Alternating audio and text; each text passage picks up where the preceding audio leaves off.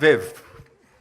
Okay, well look, I would like to share some things with you that I have from my network, which would be very helpful. I think the question of whether the lobby drives the whole policy on that is quite opposite.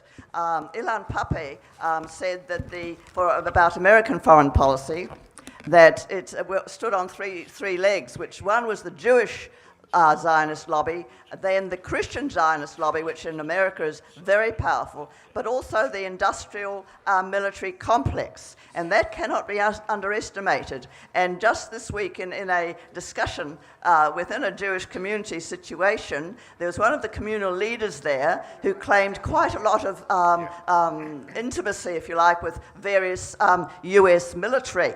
And he said that someone had made the comment that, under Obama things were so dreadful and under Trump things are wonderful. That's what some Zionists think.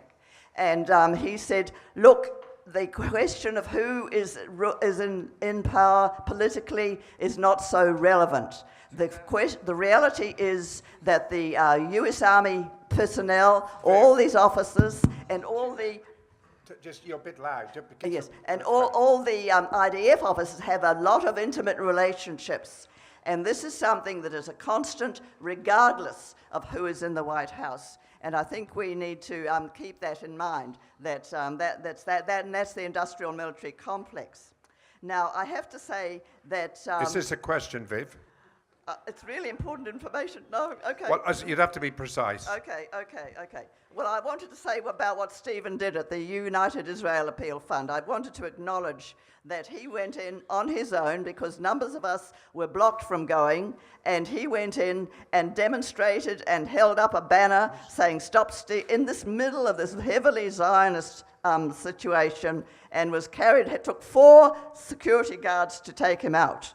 And I think he was wonderful. And I have to say that I was retailing this story in a Jewish situation, and I didn't say his name. And they said, "Oh, was it Peter Slezac?" And that's the process of demonization, that they think because of this man has been demonized in this way, that it must have been Peter Slezac. So it's not really a question. I'm sorry. Okay. Hi. Thank you for the very informative talk. A 3-part question. 3 parts? Yeah. My name's Kieran Howard from the Politics and the Pub Management Committee.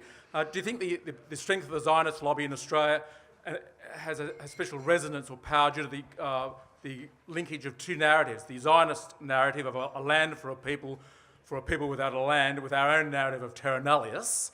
And what do you think of the savage irony, the exploitation of one people's past experience of horrific suffering, the Nazi genocide of the Jewish people, as justification for the oppression of another people, the Israeli government's murderous assault and dispossession of the Palestinians, as explored in Norman Finkelstein's The Holocaust Industry, Reflections on the Exploitation of Jewish Suffering? And is there such a thing as Zionist anti-Semitism? I was reading Anders Breivik, the Norwegian anti-immigrant mass murderer. He was anti-Semitic but pro-Israel. And then there are the Christian fundamentalists, Christian Zionists, who support and have informed US foreign policy. They even want to rebuild the temple. But many of them are anti-Semitic and they support Trump. Your views on that, thanks. Okay. Wow, I can't tackle all of that. I'll just take one little aspect of it. And I think the linkages between biblical references in the State of Israel, and that being used by far-right politicians to justify land theft and colonisation is a very smart, clever thing to do. If you believe in the Bible and the Old Testament in particular. So you hear stories and you hear that the settlers actually believe, or a lot of them believe, that this land was given to them by God, the land of Judah and Samaria. You hear about the city of David, and there's a huge tourist industry built around it in Jerusalem.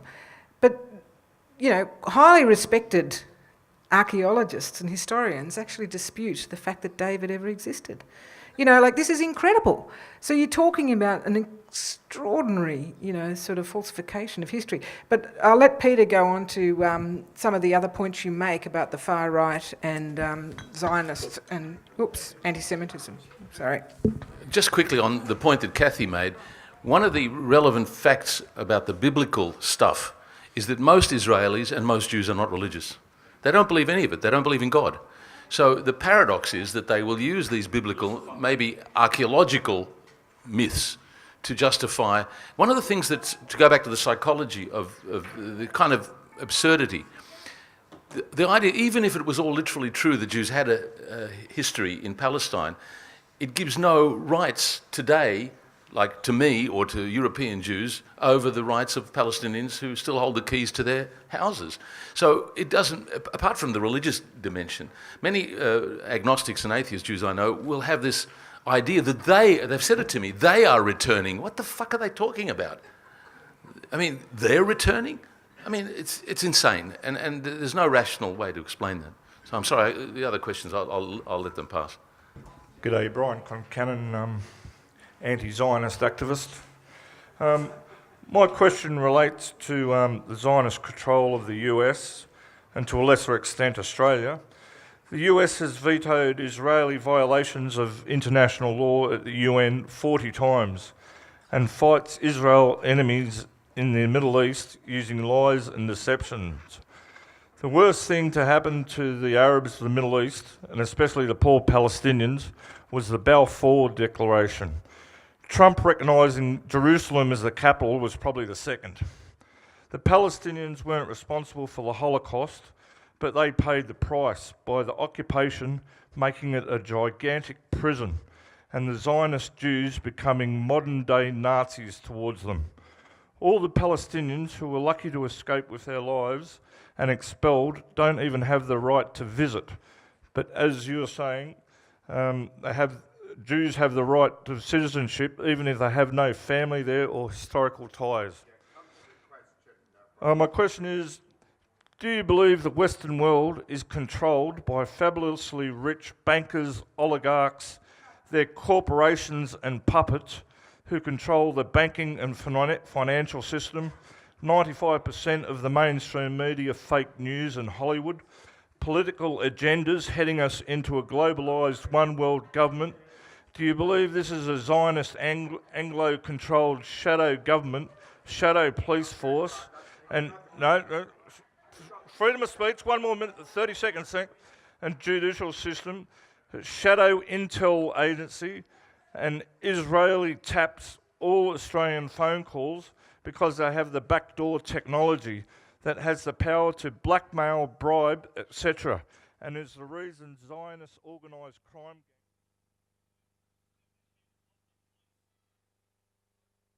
All right, I'll give you a short answer. This is a version of the, protocols of the Elders of Zion, and you have to be very careful not to retail the bullshit of, a Jewish conspiracy, which was the Nazi, defamation of the Jews. This has some currency, and I don't think we should be reinforcing that. That's why it's important to distinguish for example, I made the point that US foreign policy is not driven by the Jews or by the Zionists. They have their own reasons. Their influence is real, but on the other hand, one shouldn't overstate it and claim that this is a worldwide Jewish conspiracy. I think that's very dangerous. And not least of all, there are many, like myself and Cathy and others, who have Jewish background, who are very strong supporters of the Palestinians. And although we're not the majority, I think you have to be very careful about that. Thank you for the talk. I'm Geoffrey Balchi from the Association for Good Government and the convener of the Politics in the Pub. And I'll go straight to the question. Don't you notice a hypocrisy in the current way the conflict is being resolved, in a sense that Israel is right that it deserves the right to self-determination in a predominantly Muslim Arab region.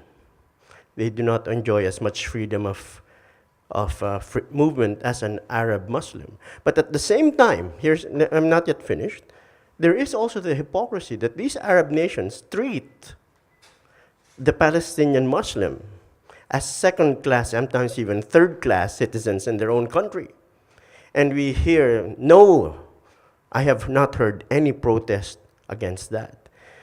And in support of, although there may be a conspiracy, let us not forget that in the financial community is the alliance of rich, Zionist, Jewish, or whatever the race is, and Arab petrodollar concerns. They have common interests, as well as in the military-industrial complex.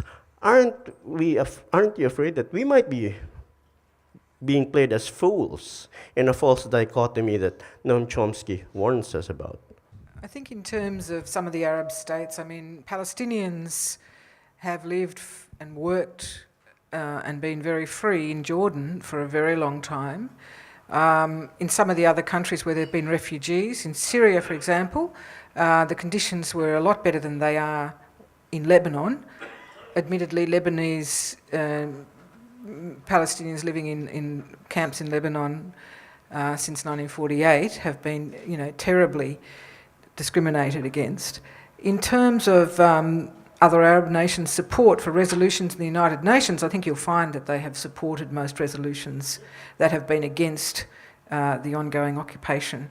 Now, given, and you referred to some of the recent sort of geopolitical alliances between the US and some of the Arab states, I mean, yeah, that's a fact of the current political status. I don't think we're being played for fools.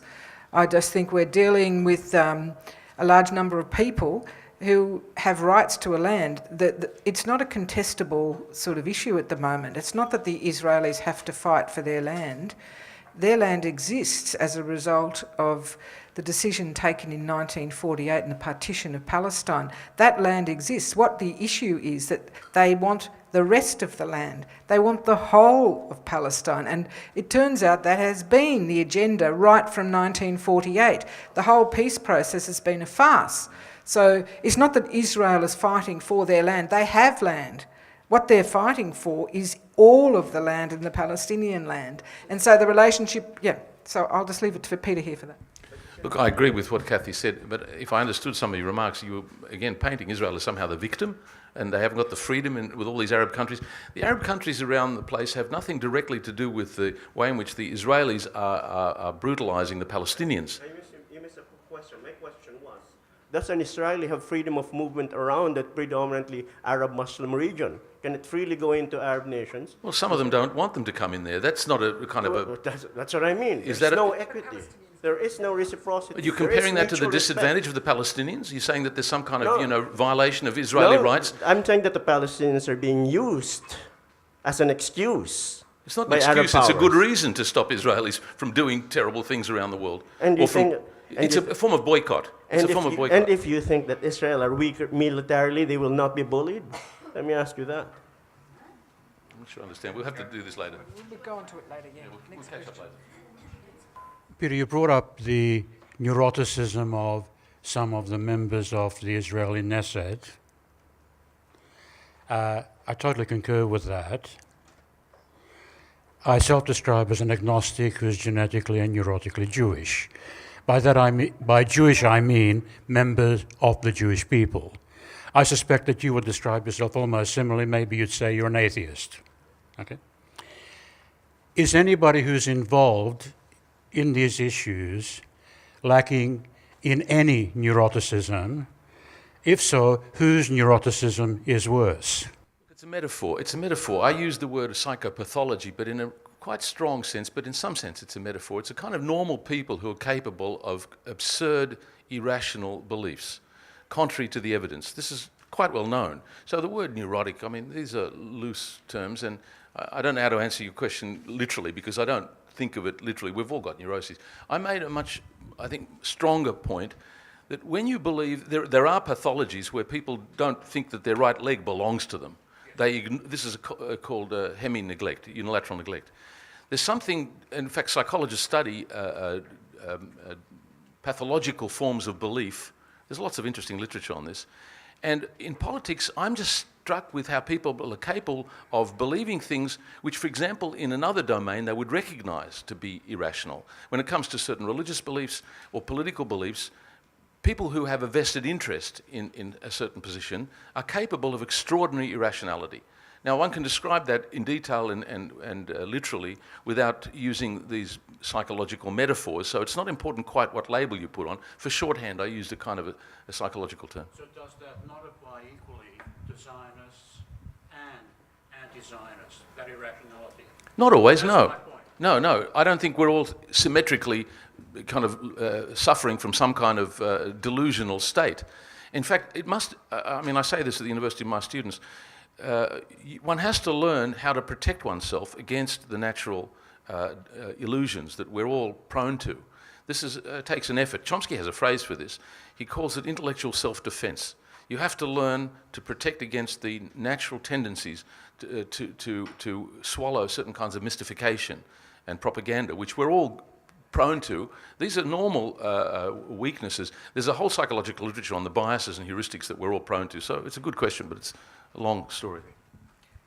I just wanted to say briefly in response to that, I think if you've grown up in an environment where you're told your life is at risk every day of your life from the moment you're born, and the whole issue of security and fear actually dominates how you view the world, you can then sit on the border and watch Gaza being bombed and thousands of innocent citizens being shelled with weaponry that is unbelievable and has never been used anywhere else in a civilian territory. You can watch that and have no problem with the carnage. And this is what happened with Gaza, and it happened 3 times.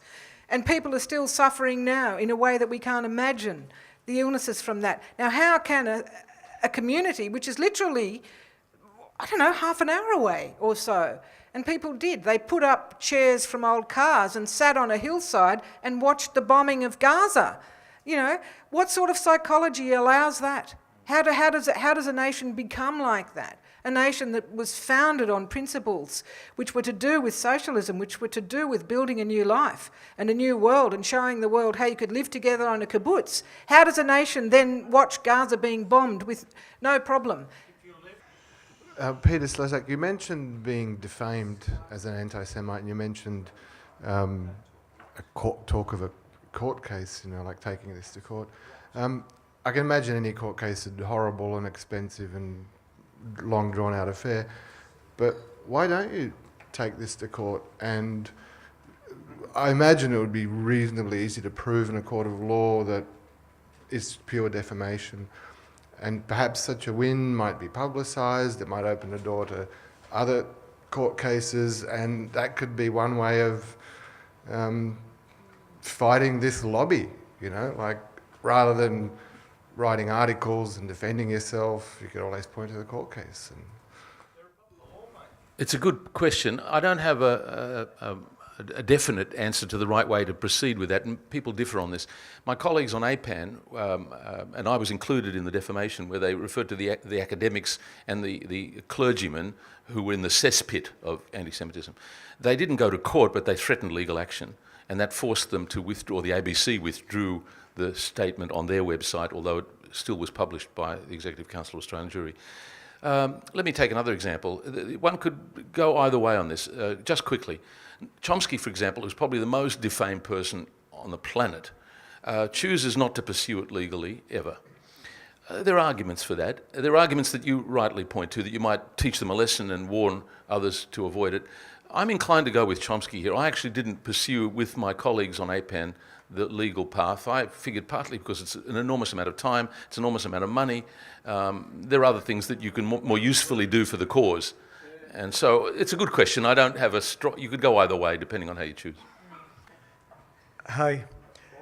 I am the only Palestinian here in this event. Thank you. I'd like to thank you for coming and supporting Palestine. Also, I'd like to thank the speakers and Professor Stuart Rees on organizing this event. My question, to what extent the progressive Jewish groups succeeded to confront or to face the Zionist lobby in terms of refuting the claims and uncover the truth? Look, thank you for that, Shamik. It's a good question. There's an interesting answer to that. I've been kind of in an interesting position where I've made some efforts to confront and deal with the Jewish community. And there's an interesting lesson I learned from that, which I'll mention quickly. I'm rather privileged to have been banned from appearing at the annual Jewish conference because I support the boycott movement. But the reason I mention that is, well, thank you. But look, the reason I mention it is that although the leadership are trying strenuously to prevent people like me speaking to a Jewish audience, it doesn't quite work. Although I can't be on the platform yet, I think it'll change, I go to the conference anyway, and an enormous number of people come up to me and want to talk to me. The young organisers, when I was first banned, were keen to have me on the program. Many people wrote to the Jewish newspaper, said they don't agree with one word that I say, but they think I should have the right to speak. Now that's a sign that the leadership are the problem, and we're being subversive by appealing.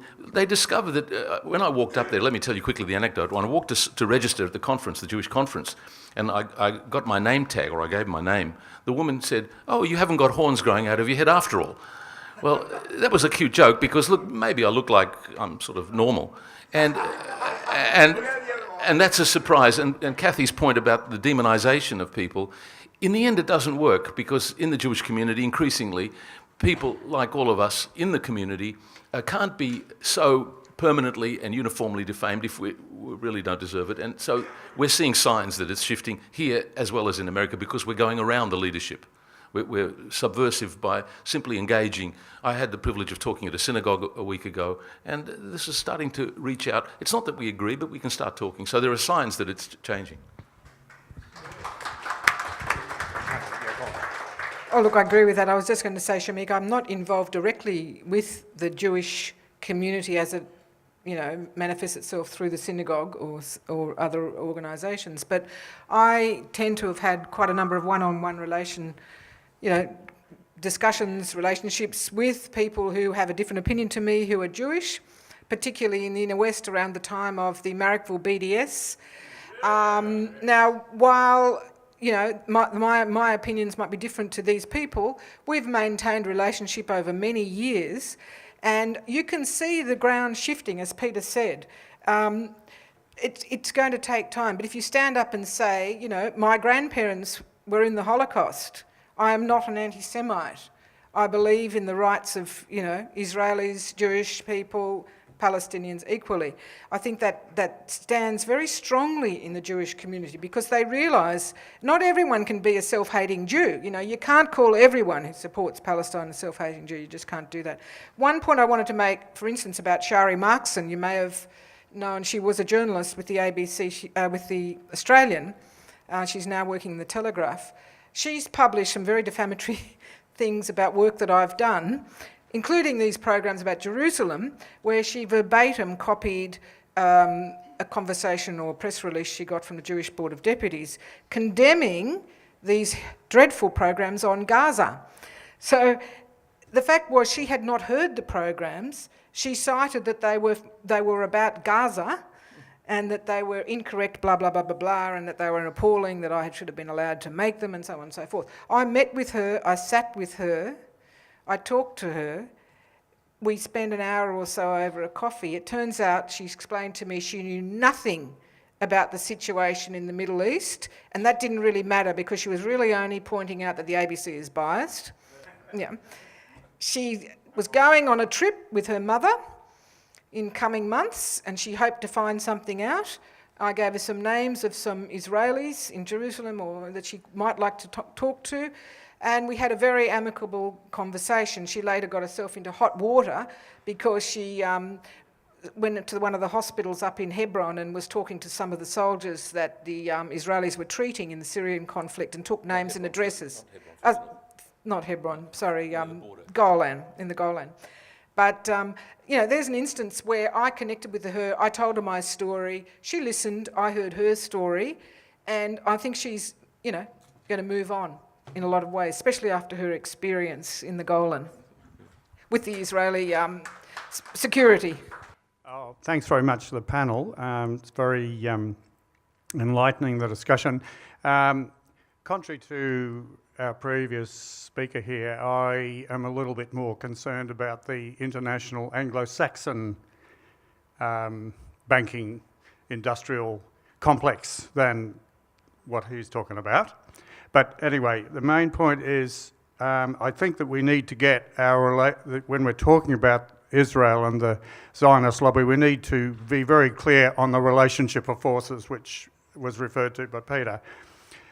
Israel was set up as an agency of US imperialism and international imperialism to help with the divide and rule tactics of the Middle East.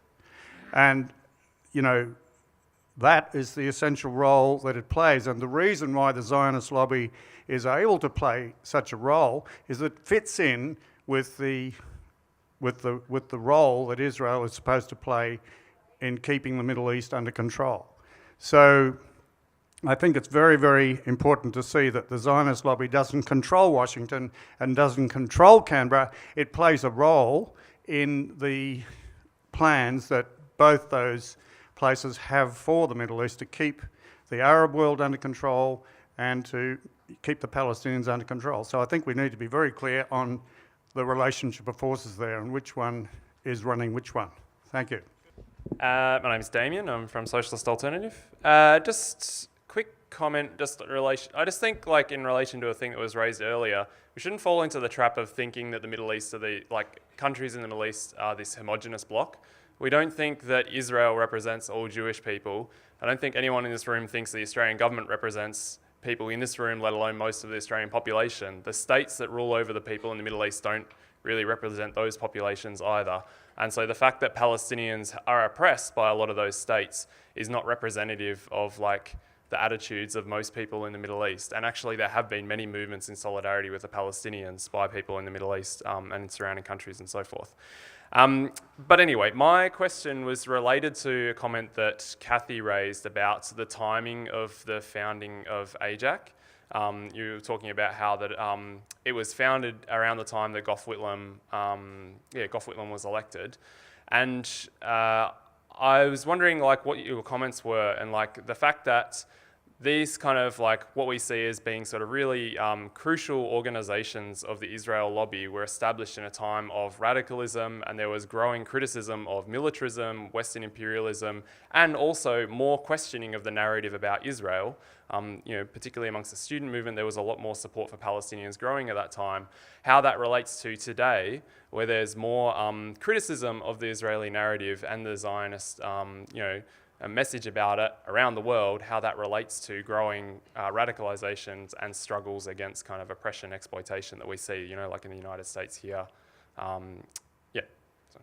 That's a difficult question, Damien. I'm not quite sure. I mean, I think the emergence of that organisation in the 70s was because the status quo had changed on an international foreign relations. So the indications were that we need to get in here and do some lobbying and make sure that, the Labor Party and subsequent governments and the general public are, on track.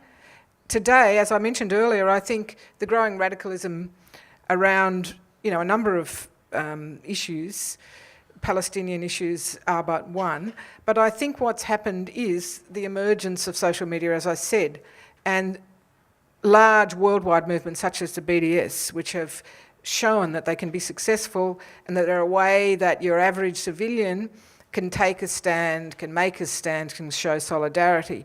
Combined with that, I think that the activism has grown stronger as the harshness of the occupation has increased.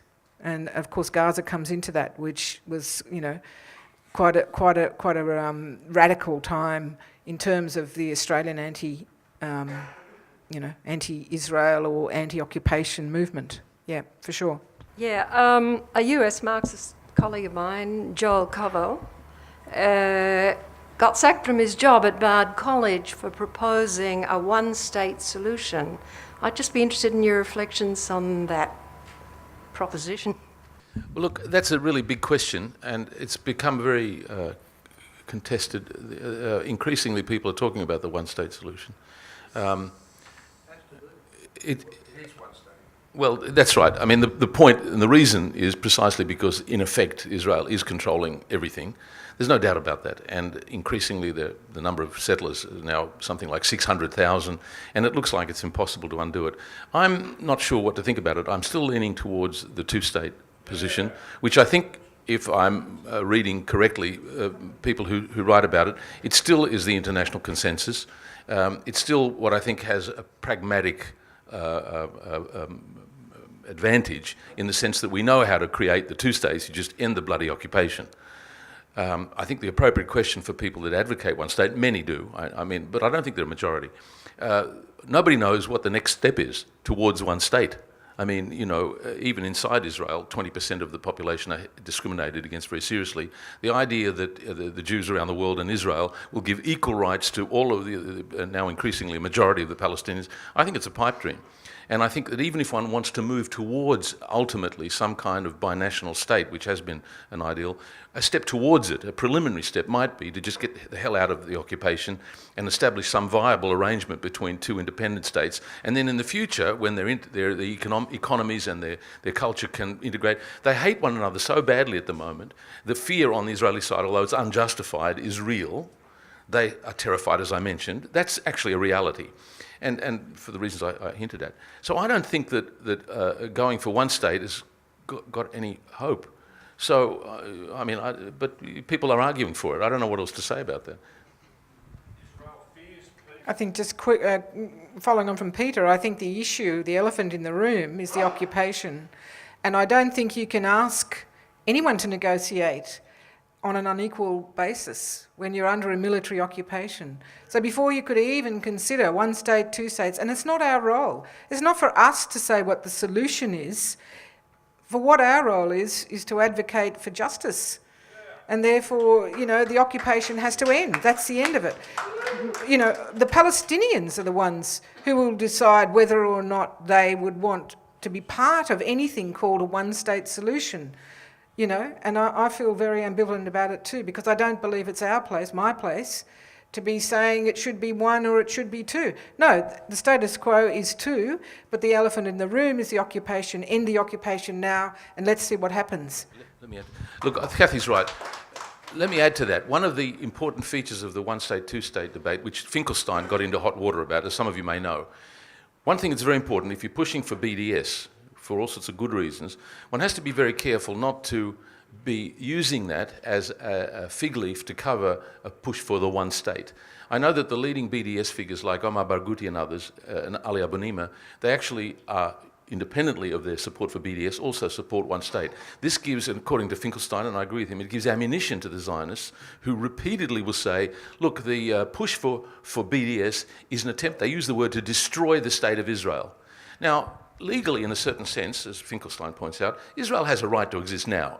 I wouldn't have done 48. As far as I'm concerned, 48 shouldn't have ever happened, or the partition. But today it has a right to exist, and I think we should support that. But if you're pushing to eliminate the state of Israel, and they hold up the slogan from the river to the sea as though, all these poor people who haven't got any rights, they're going to take over the whole thing. You're playing into the hands of the Zionist propaganda by pushing for one state if you have, let's say, ending the occupation as your goal. So one has to be very careful about where one stands on all that. Last question. Yeah, the microphone went off. Just let me, it's all right, Stuart. I only ever wrote one letter to the editor on the Middle East. It was for the Nation Review, and it was in 1974.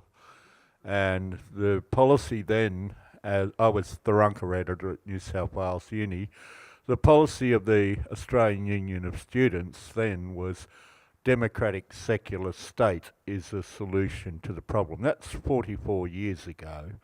And hence the one-state solution then was seen as the popular democratic secular state, Israeli, Palestinians, all living in the one state and whatever.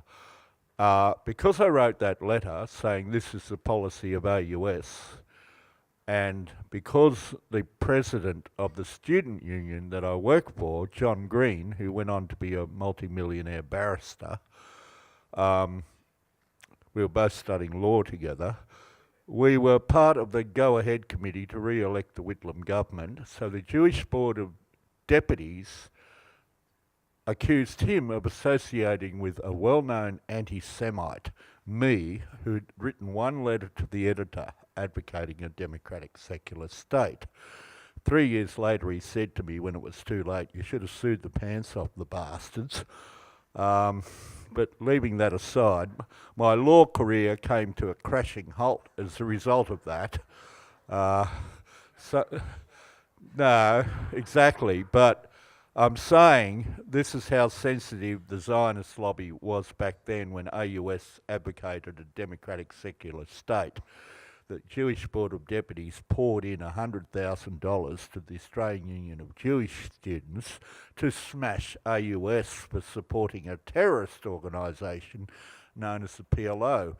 Then we have today in the Daily Telegraph a full-page article by Colin Rubinstein advocating that the Australian government declare the whole of Hezbollah a terrorist organisation because it's already recognised as such. These are the ones who won the Gaza elections. You know, the Daily Telegraph today, Colin Rubinstein has a whole page to say, you know, Hezbollah's a terrorist organisation. Australia should totally outlaw any aid to Gaza, etc., etc. You can all read it. It's in today's telly. Now, in my question... Well, the Green Lefties and various other people had their various pickets outside a well-known chocolate shop in King Street, Newtown in Melbourne. And this was used by the Telegraph to say, look, they threw stones during the Yellow Star days in Germany against shop windows. Now they picket out the front and stop people drinking coffee at a well-known Jewish business that happens, that is franchised, that happens to support the Israeli army. Well, my question relates to that. Are the BDS tactics always the best ones? And finally, I just want to say one thing, Stuart, as a word of background for what you're going to read out. Anthony Simons, without the H in Anthony and without the D in Simons.com, you can look at his artwork on the website, died last Sunday of a broken heart. Predominantly, he drank himself to death, and the funeral's Friday, tomorrow week at Rydal, just out of Lithgow. This was the sculptor of Australia who did the Lithgow Flash, did the Cowra Breakout, hundreds of other things. He has a sculpture garden in his backyard that's going to be ploughed under and demolished with 350 artworks in it. You're all welcome to come to the funeral and the wake's in the sculpture garden. There's 2 trains a day that stop at Rydal going up to Bathurst. Now, I know, but Anthony Simons was a Palestinian supporter who had a bit of Jewish blood in him.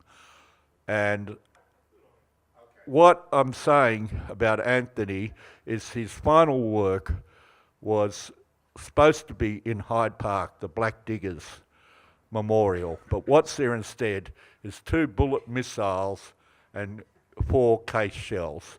And that was the intervention of Cosgrove and Clover Moore, pressure on the black community to sell out Anthony's brilliant work, which is now at Carryong, up near Gosford, at the National Islander, Aboriginal Islander Dance School. So go and check it out. Okay. And check it out online. Thank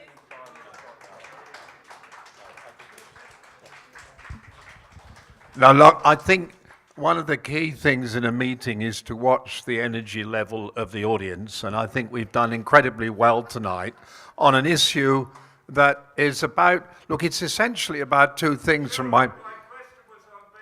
Yeah, well, this isn't about BDS tonight. This is about BDS is incredibly important. It's no more. It's.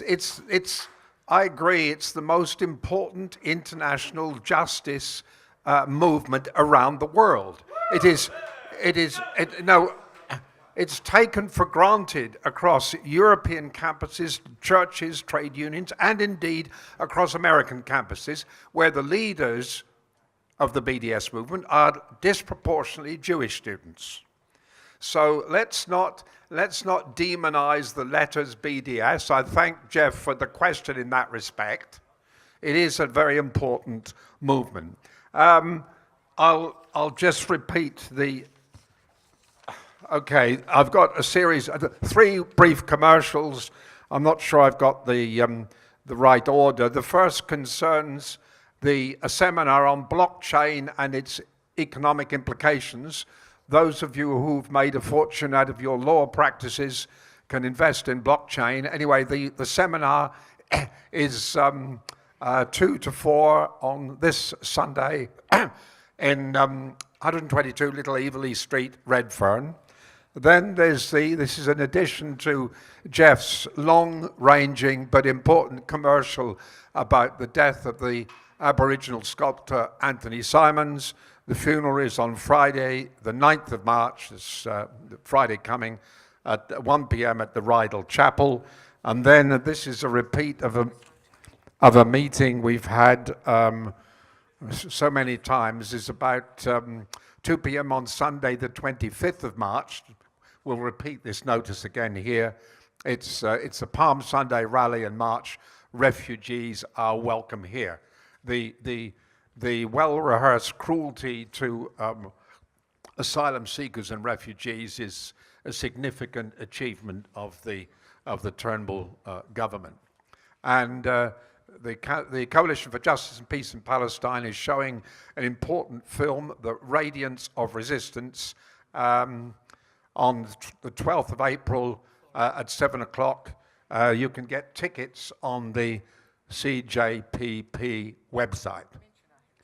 And it's going to feature, among other things, the incredibly brave, gutsy, principled 16-year-old, now 17, Ahed Tamimi, who faces up to 10 years in jail for slapping an Israeli soldier.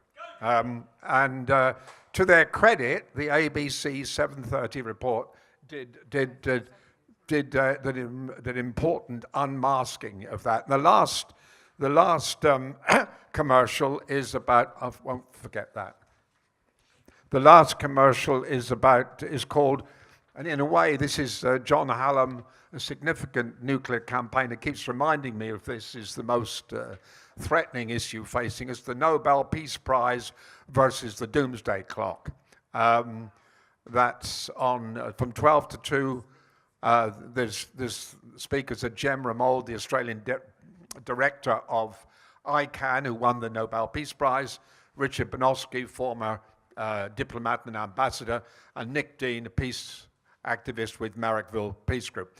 12 to 2 p.m., the Union Hotel, which is 271 Pacific Highway, on the 10th of March, which, as I understand it, is Saturday week. Okay, now the last thing to say, the last thing to say is next week the topic is I'm not sure whether it's a rhetorical question or whether it's a demand. Does education in Australia need reform? And the following week will be about the issue of whether freedom is to be attained by owning a gun. Thank you for coming, and please think. Just before you do, if you're not going to Mardi Gras Saturday night, there's a Marley band playing at Addison Road Refugee Night. Okay, as I defer to Jeff having the last word.